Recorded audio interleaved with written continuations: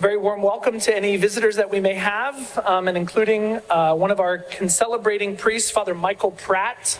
Father Pratt is a priest of the Diocese of Tulsa, has had various assignments around the diocese, and currently has a special assignment. He's the vice rector of the Pontifical North American College, the American Seminary in Rome, and is home for the summer and decided to join us this morning. So we welcome you, Father Pratt. Good to have you here. And then also just a little bit of news. Father Joshua Votruba, our associate pastor, his grandmother died yesterday.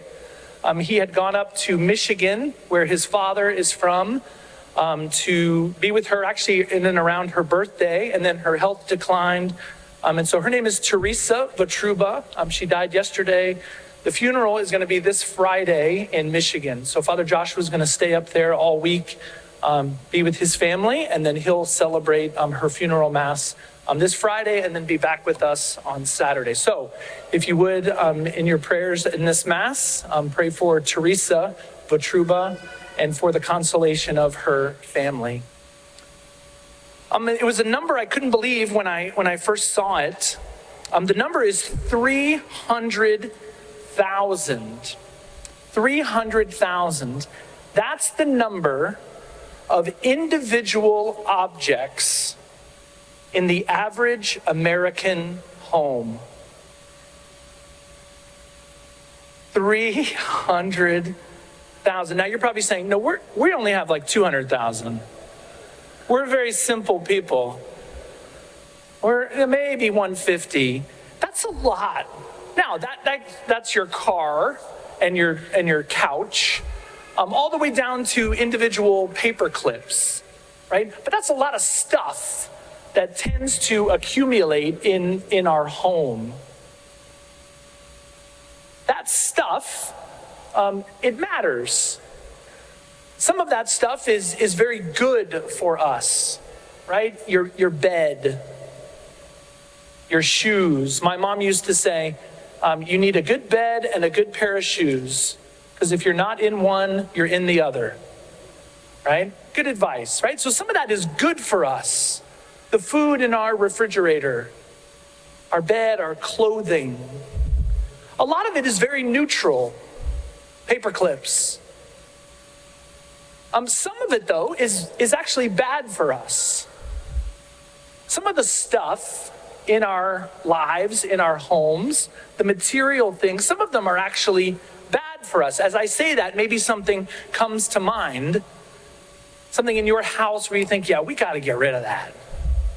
I got to get rid of that thing. The physical stuff of our lives is all around us. And Jesus actually tells us a parable. And he says that there's a rich man, not just a man, but a man who's already rich. And he has a bountiful harvest. And he says to himself, what should I do with this harvest? And he thinks to himself, and then he ultimately decides, I'm going to not just build more barns to hold it. I'm going to tear down the barns that I have and build bigger barns in order to hold this bountiful harvest. Now, he didn't have maybe the wisdom that we have of 2,000 years of Catholic social teaching and the lives of the saints. I love the line from St. John Chrysostom. He lived in the 5th century. And John Chrysostom said that if I have 2 coats, if I have 2 jackets, one of them belongs to me, and the other one belongs to the person with no coat. That's the life of generosity, a life where we don't let our objects get in the way. Next week, we're going to kick off here in the parish our annual stewardship renewal, and we'll say more about that later, time, talent, and treasure. But ultimately, what we're trying to bring about in the life of our parish at Holy Family, ultimately is a life of generosity. The idea that God has given us everything. Every good thing in our life is a gift. our car, our couch, the paper clips, all of them, right? Gifts from God to help us in this life. And our lives ought to be spent as a generous response to what God has given us. So a life of stewardship, a life of generosity is an opportunity to do as St. Paul says, to seek what is above, to not build more barns to store our stuff, but rather to be rich in what matters to God, the gospel says. So what is that? What are those things that matter to God? And we might put it very simply.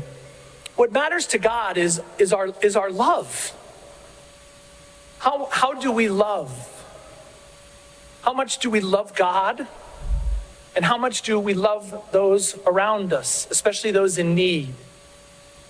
And with all our stuff, we have an opportunity to really help other people.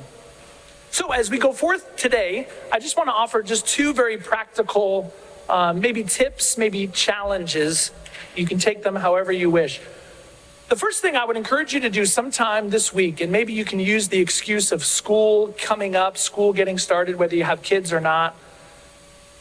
As we approach this new school year, an opportunity to simplify your life.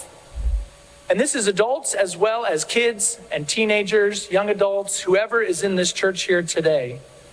The opportunity to simplify our life, to spend maybe a few minutes, maybe an hour, maybe a day, and really look at what you've got. To look at your stuff. And maybe it's 300,000 things. Maybe only 200,000. Look at your stuff and really ask yourself, what do we need? What do we really need? What can go away?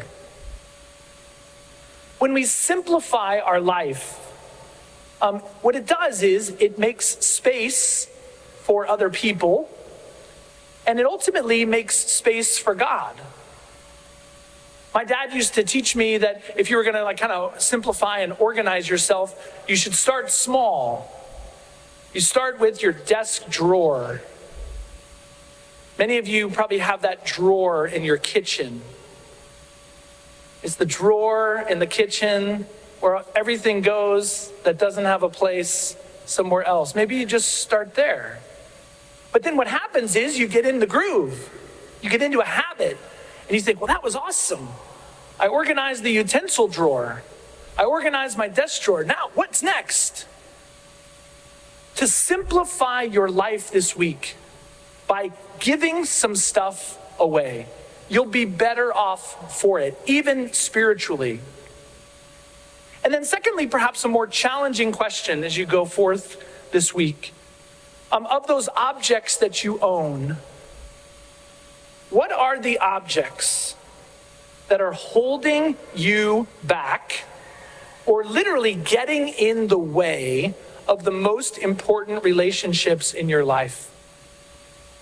I had the 8 o'clock mass just a little bit ago, and a gentleman came up to me after, and they're in the process of moving. And in the process of moving, their television broke. Somebody literally dropped it on the ground and it smashed. And he said to me, this was 1 hour ago, quote, "That was the best thing that ever happened to my family."